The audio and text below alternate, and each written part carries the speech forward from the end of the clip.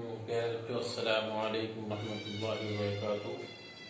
तो मेरे दोस्त, आज हम आपके लिए जो बच्चे MU 10+2 का एग्ज़ाम देना चाहते हैं या 10+2 के एंट्रेंस का फॉर्म भरें MU का या GMI जामिया मिल्लिया इस्लामिया दिल्ली या अलीगढ़ मुस्लिम यूनिवर्सिटी, ठीक है, और आप इसके ख्वाहिशमंद हैं, आप इसको तरजीह दे रहे हैं कि हमारा एडमिशन, आपका एडमिशन जो है MU अलीगढ़ में हो जाए और आप वो वहाँ पर एडमिशन लेना चाह रहे हैं, तो इसके लिए हमने आपके लिए वीडियो तैयार करने की कोशिश की है और आपका हम मॉडल पेपर भी तैयार करेंगे और इसके बाद टॉपिक को क्लियर करने के बाद हम आपका मॉडल पेपर देंगे। देखिए, अभी हटिएगा मत, आप पूरी वीडियो को देखें और हम स्टार्ट करते हैं। अगर आपने अभी तक हमारे चैनल को सब्सक्राइब नहीं किया है तो आप सब्सक्राइब कर लें और लाइक के बटन को ग्रीन कर दें, ठीक है।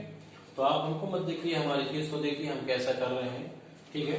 तो देखिए आप, तो ट्रिग्नोमेट्री आप पहले हम स्टार्ट करें। ट्रिग्नोमेट्री पहला तो आपका रियल नंबर है, लेकिन हम ट्रिग्नोमेट्री स्टार्ट करें क्योंकि आपके एग्जाम में 3-4 मार्क्स के 3 और 4 मार्क्स ट्रिग्नोमेट्री के आते हैं, ठीक है।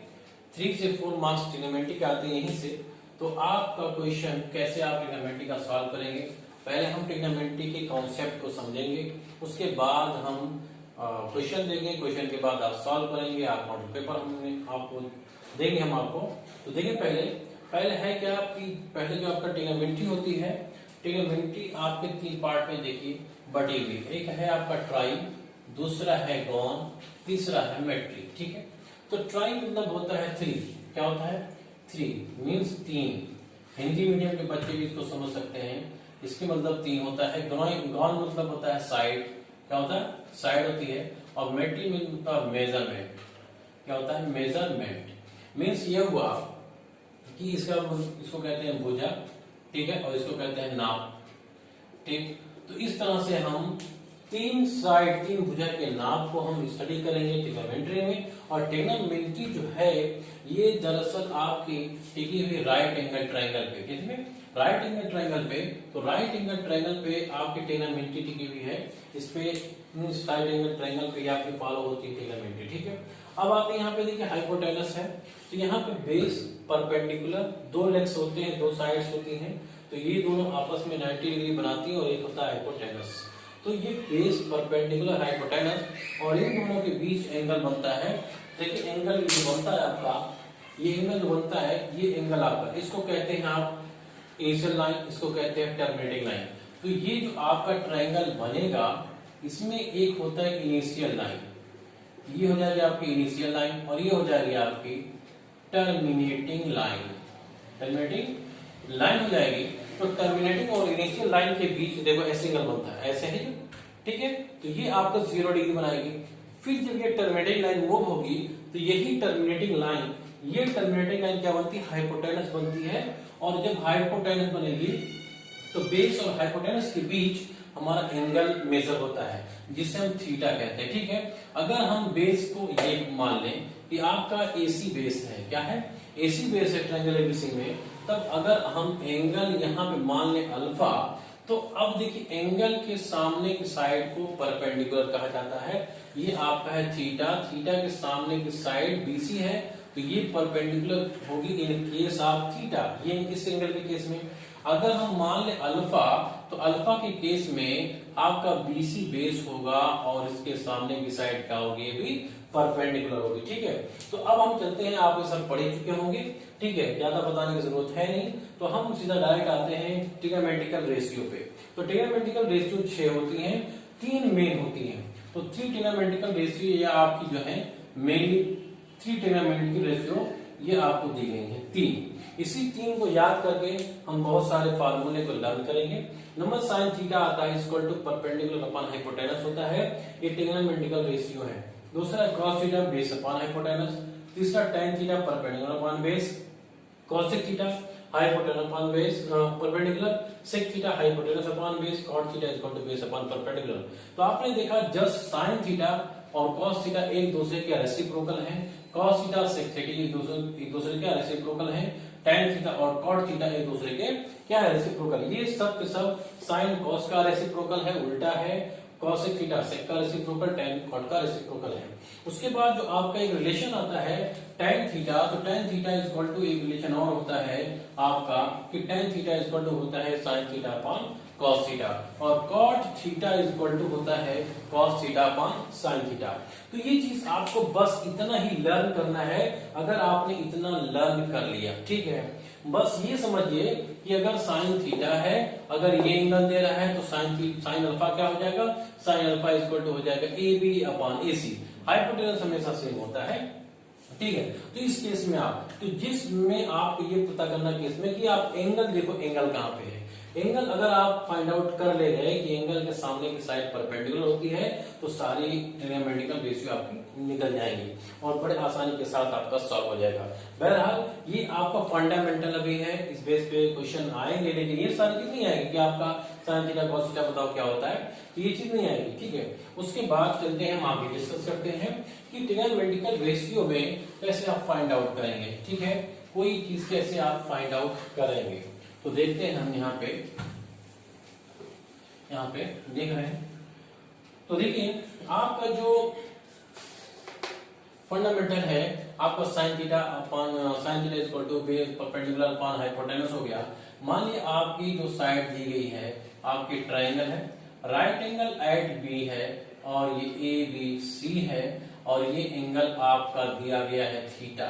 क्या दिया गया, थीटा दिया गया है और ये एंगल आपका दिया गया अल्फा, ये मान लिया गया दिया गया 5, ये 4। तो अब ये क्या होगा, ये क्या होगा, तो आप ये पाइथागोरस थ्योरम से या पाइथागोरियन ट्रिपलेट कहते हैं, तीन ऐसे नंबर जिनका दो स्क्वायर, जो छोटे छोटे नंबर है उनका स्क्वायर तीसरे के स्क्वायर हाइपोटेनस के स्क्वायर के बराबर होता है। तो देखिए 5, 4 इस 3 का रिलेशन होता है, आपको याद रखना है। आप कंपटीशन के स्टूडेंट हैं तो आप कंपटीशन में याद होना चाहिए, ठीक है, क्योंकि हमें वहां पे जस्ट आंसर लगाना है। यहाँ पाइथागोरस नहीं लगा के हम रखेंगे AC square equal to AB square plus BC square और सॉल्व करेंगे 3 निकालेंगे, नहीं, आपको याद रखना, ठीक है। 3 हो गया। अब अगर sin थीटा की बात आती है तो sin theta perpendicular upon hypotenuse 3/5 आ गया, 3/5 आ गया। अब अगर हम ये ले लें कि कि आप बताइए cos alpha is equal to हो जाएगा 3/5। 3/5 देखिए बेस ये होगा, अल्फा के केस में बेस ये हो जाएगा, हाइपोटेनस ये रहेगा, तो cos alpha is equal to 3/5। तो एग्जाम में पूछा जा सकता है, ये थीटा देगा, ये अल्फा देगा और पूछ लेगा आपसे sin theta is equal to cos alpha. हाँ, तो देखें, तो यहाँ पर cos alpha is equal to 3/5, sin theta is equal to 5 है। तो अब आपको क्या देना है, एग्जाम में पूछेगा क्या कि आप बताइए कि आप sin theta is equal to cos alpha, ठीक है, या sin theta is equal to tan alpha, या sec alpha is equal to cos alpha. तो ये आपका ऑप्शन ए हो गया, ये ऑप्शन बी हो गया, ये ऑप्शन सी हो गया। तो इस ट्रायंगल में आप बताइए sin theta is equal to cos alpha होगा या sin theta is equal to tan alpha होगा या sec alpha is equal to cos alpha होगा। ये तो हो ही नहीं सकता, ये भी नहीं हो सकता, तो ये आपका राइट है, आपने यहाँ निकाल के देखा हुआ है। sin theta is equal to 3/5, cos alpha is equal to 3/5 होता है, तो ये आपका आंसर सही हो जाएगा, ठीक है। तो ये हुई अभी तक बात हमारे ट्रिग्नोमेट्रिकल रेशियो की, कि ट्रिग्नोमेट्रिकल रेशियो में कैसे हम यूज करेंगे, कैसे सॉल्व करेंगे, ट्रिग्नोमेट्रिकल रेशियो होती क्या है, ठीक है। उसके बाद हम बढ़ते हैं एंगल की तरफ, जो सबसे जबरदस्त चीज है। अभी आप हटिएगा मत, आप वीडियो को देखते रहिए, ठीक है। तो देखिए आप सबसे जबरदस्त चीज एंगल को कैसे आप फाइंड आउट करेंगे, किस तरह से एंगल को हम लर्न नहीं करवाएंगे आपको, बस आपको थोड़ी देर लर्न करवाएंगे। देखिए क्या होता है, आपका परपेंडिकुलर ये आपका है, ठीक है, ये आपका परपेंडिकुलर है, बेस है, हाइपोटेनस है। हमने पहले बता दिया था कि अगर आप 6 ट्रिग्नोमेट्रिकल रेशियो के बारे में जान रहे हैं तो एंगल का याद करना बहुत जरूरी है।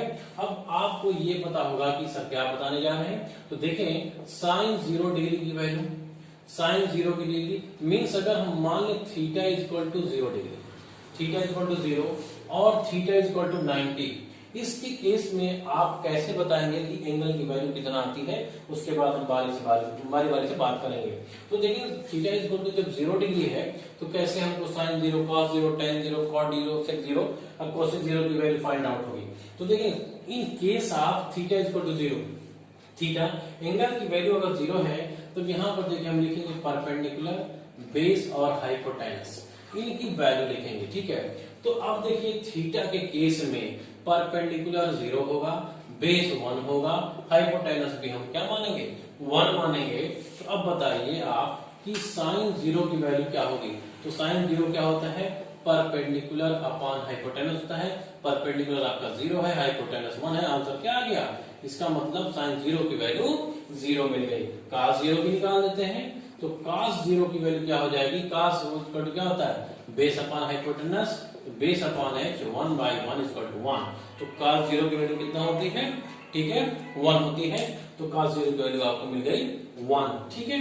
तो इस टाइप से आप जितने भी ट्रिग्नोमेट्रिकल रेशियो हैं सबकी वैल्यू विदाउट रटे, विदाउट याद लिए, बस ये चीज आपको याद रखना है कि in case of theta equal to 0 perpendicular b equal to 0 होगा, बेस आपका 1 होगा, हाइपोटेनस भी 1 माना जाएगा, ठीक है। उसके बाद आते हैं in case theta equal to 90 degree, theta equal to 90 degree case में आएंगे तब आपका हो जाएगा क्या, यहाँ पे परपेंडिकुलर आपका क्या हो जाएगा 1 हो जाएगा, बेस आपका 0 हो जाएगा, हाइपोटेनस 1 ले लेंगे। हाइपोटेनस तो रहेगा, हाइपोटेनस तो रहेगा, ठीक है। तो देखिए आप क्या होगा, अब अगर हम ले लें साइन 90 डिग्री, साइन 90 डिग्री तो ये होता है आपका परपेंडिकुलर अपॉन हाइपोटेनस 1/1 आंसर आ गया। तो साइन 90 डिग्री की वैल्यू क्या मिल गई आपको 1 मिल गई। अब cos 90 की वैल्यू हम फॉर्म आउट करें तो cos 90 थीटा, तो cos 90 डिग्री मींस आपका ये होता है बेस अपॉन हाइपोटेनस, तो बेस आपका है 0, हाइपोटेनस 1 मींस आपको मिल गई cos 90 डिग्री की वैल्यू मिल गई 0। तो 0 डिग्री मिल गया, तो आपको मिला क्या मिला, तो साइन 0 cos 0 साइन 90 cos 90। तो आपने वैल्यू फाइंड आउट कर ली, इस हिसाब से आप मान लिया tan 90 की वैल्यू फाइंड आउट कर रहे हैं, तो tan 90 डिग्री इक्वल टू क्या होता है, ये होता है perpendicular upon base. Perpendicular upon base होता है, परपेंडिकुलर आपका 1 है, बेस 0 है, मींस इनफाइनाइट। तो आपने देखा हमने कुछ नहीं याद किया, बस याद हमने ये किया है कि in case of theta equal to 0 degree, perpendicular आपका 0, बेस आपका 1, हाइपोटेनस 1, और in case of 90 degree, in case of 90 degree, इनके theta equal to 90 degree case में हमने परपेंडिकुलर को 1 मान लिया, बेस को 0 और हाइपोटेनस को 1। मींस आपको सिर्फ परपेंडिकुलर और हाइपोटेनस को इंटरचेंज करना है। थीटा 0 है तो परपेंडिकुलर 0, और थीटा 90 है तो परपेंडिकुलर 1, बेस इक्वल टू 0। तो ये आपको 0 डिग्री की वैल्यू सब के सब मिल जाएगी, आप सब प्रैक्टिस कर सकते हैं। अब इतना टाइम नहीं कि हम सब आपको पूरी वैल्यू निकाल के दें, सब जो भी करेंगे आप फाइंड आउट कर लीजिए, ठीक है। उसके बाद देखते हैं आपकी जो वैल्यू है, आगे की तरफ बढ़ते हैं। अब आपका 30 डिग्री आता है, 45 आता है, 60 आता है, उसके बाद हम याद नहीं करवाएंगे आपको, ठीक है। तो ये आपको 0 की वैल्यू मिल गई सारे ट्रिग्नोमेट्रिकल रेशियो की। उसके बाद बात आएगी 30 डिग्री की और 60 डिग्री की, तब हम बनाएंगे एक इक्विलैटरल ट्राइंगल। क्या बनाएंगे, इक्विलैटरल ट्राइंगल बनाएंगे। वो इक्विलैटरल ट्राइंगल देखें ABC, इक्विलैटरल ट्राइंगल है, और इक्विलैटरल ट्राइंगल की प्रॉपर्टी होती है कि इक्विलैटरल ट्राइंगल के सभी एंगल 60 डिग्री होते हैं। आप तैयारी कर रहे हैं तो ये क्लियर होना चाहिए, ठीक है। इनके जितने एल्टीट्यूड होंगे सबकी लेंथ बराबर होगी, ठीक है, और सब बाइसेक्टर भी होंगे। जो इनके एल्टीट्यूड होंगे इक्विलैटरल ट्राइंगल के, वही मीडियन भी कहलाएंगे। ये बात आपको समझ लेनी चाहिए, ठीक है। तो यहाँ पर हम एक परपेंडिकुलर डालेंगे और इस ट्राइंगल की साइड को हम 2a और 2a में डिवाइड करेंगे। तो 2a डिवाइड करेंगे तो ये आप मान लिया d है, तो ये आपका हो जाएगा a। तो अब देखिए ये 90 डिग्री है, एल्टीट्यूड है, तो ये d मानेंगे, तो ABD जो ट्रायंगल सॉल्व करेंगे तो AD square is equal to, देखिए आपको एग्जाम में सॉल्व नहीं करना, मैं बता रहा हूं सॉल्व करके। AD square is equal to AB square minus BD square. BD square AB क्या है, AB आपका 2A स्क्वायर है, माइनस BD क्या है, A का स्क्वायर है, क्योंकि देखिए D द मीडियन है, ये मिड पॉइंट है, तो BC का तो हाफ हो जाएगा, तो ये हो जाएगा आपका 4A square minus A square means 3A square आ गया। तो AD स्क्वायर, तो AD equal to square root 3A आ गया, स्क्वायर रूट 3A आ गया। बस आपको याद करना यही है कि आप एल्टीट्यूड को मान लीजिए रूट 3A और सारे साइड को मानिए 2A, तो BD आपका A हो जाएगा। ये आपका एंगल क्या होगा, हर एक एंगल 60 डिग्री होता है और ये आपका हो जाएगा 30, ये भी हो जाएगा 30 डिग्री। तो ये 30 डिग्री हो गया, ये 60 डिग्री हो गया। अब हमने जो कहा था कि सिर्फ आपको ये सब करने की जरूरत नहीं है, बस आप याद कर लीजिए कि आपका जो मीडियन होगा या एल्टीट्यूड होगा आपके इक्वेटर ट्रायंगल का, वो √3a आएगा। कितना आएगा? √3a आएगा। इनकेस आप side a b equal to, अगर हम इक्वेटर ट्रायंगल की सभी साइड क्या मानेंगे? 2a, क्योंकि इक्वेटर ट्रायंगल सभी साइड आपकी 2a मानेंगे, सपोज करेंगे तो √3 आएगा। ठीक है, तो ये चीज आपको याद करना है। तो अब देखिए आप sin 30 की या sin 60 की वैल्यू फाइंड आउट करिए। तो अगर हम sin 30 डिग्री की वैल्यू फाइंड आउट कर रहे हैं, तो मैंने पहले ही बताया था इन केस ऑफ एंगल ये देखेंगे कि परपेंडिकुलर कौन होता है, 30 के है। तो 30 के केस में देखिए इसके सामने वाली साइड परपेंडिकुलर होगी, मींस बीडी आपकी परपेंडिकुलर, बीडी कितना है? a है, तो ये हो गया a अपान। अब उसके बाद हाइपोटेनस क्या है? 2a है, तो ये 2a कट गया। तो आपको ये बताओ sin 30 डिग्री तो 1/2 आया कि नहीं आया? तो 1/2 आ गया। इस तरह से हम sin 60 की या cos 60 की वैल्यू निकाल सकते हैं। cos 60 इक्वल टू, अब इसके केस में आपका परपेंडिकुलर ये होगा, बेस ये होगा, मींस बीडी होगा, बेस क्या होगा? बीडी होगा, तो बीडी अपान AC means base upon hypotenuse. तो बेस आपका a है, हाइपोटेनस 2a कट गया, तो ये आपको मिल जाएगा cos 60 इक्वल टू 1/2। तो cos 60 डिग्री और sin 30 की दोनों की वैल्यू सेम होती है, दोनों की वैल्यू क्या होती है? सेम होती है। तो अब आप tan 30 की निकाल सकते हैं, cot 30 की, sec 30 की, cosec 30 की। बस आपको याद इतना करना है कि इक्विलेटरल ट्रायंगल आपका बना हुआ है, साइड टू ये सपोज करिए, अपने दिमाग में रखिए और उनके अल्टीट्यूड को याद कर लीजिए कि √3 है। तो जहां से अल्टीट्यूड खींचेंगे ये अल्टीट्यूड वर्टेक्स एंगल को हाफ में डिवाइड करेगा। ये 60 होता है तो ये 30 हो जाएगा और ये 60 ही रहेगा। ठीक है, चाहे इस ट्रायंगल में चाहे इसमें लीजिए। ठीक है, बात एक है। तो इस तरह से आप सारे ट्रिग्नोमेट्रिकल रेशियो के एंगल की वैल्यू फाइंड आउट कर सकते हैं जो 30 और 60 की है। तो आपको कितना मिल गया? 0 डिग्री मिल गया, 90 मिल गया, 30 मिल गया और 60 मिल गया। ठीक है, तो इस टाइप से आपको 4 एंगल की वैल्यू आपको मिल गई जो फंडामेंटल एंगल कहलाते हैं। ठीक है, उसके बाद देखते हैं कि अब देखते हैं बचा हुआ है 45 डिग्री, यही फंडामेंटल एंगल है 45 डिग्री। इसमें क्या बनाएंगे आप? इसमें एक right angle isosceles right angle triangle बनाएंगे। ठीक है, आइसोसेलेस राइट एंगल ट्रायंगल बनाएंगे। ये A है, B है, C है, तो ये आपकी साइड बराबर है। ये अगर A है, ये है, तो ये आपका रूट, तो ये बस कुछ मत याद करिए आप। ये 45 डिग्री, ये भी 45 डिग्री होगा। तो आइसोसेलेस राइट एंगल ट्रायंगल के दोनों बेस एंगल इक्वल होते हैं, क्योंकि इसमें एक 90 डिग्री होता है, तो ये 45 हो जाएगा। इनका हाइपोटेनस को √2a याद कर लीजिए। क्या करिए? √2a याद करिए। बस अब देखिए मैंने निकाल लिया sin 45 की वैल्यू कितना होती है? sin 45 डिग्री इक्वल टू होता है क्या? Perpendicular upon hypotenuse. परपेंडिकुलर आपका किसी भी केस में लीजिए, परपेंडिकुलर आपका सब हाइपोटेनस सेम आएगा, कोई दिक्कत नहीं है। तो a अपॉन √2a, तो a से कैंसिल आउट, 1 अपॉन √2a। तो याद किया, टेबल याद करने की कोई जरूरत नहीं। ठीक है, बस इतना याद करिए, आपको कभी भूलना ही नहीं है जिंदगी, बुढ़ापे में भी नहीं भूलेंगे आप। ठीक है, किसी बच्चों को आप पढ़ा सकते हैं। तो देखिए हम tan 45 निकाल रहे हैं, तो tan 45 क्या होता है? परपेंडिकुलर अपॉन बेस होता है। तो परपेंडिकुलर आपका a, बेस आपका a, तो a upon a cancel out हो गया, आंसर क्या आ गया? 1।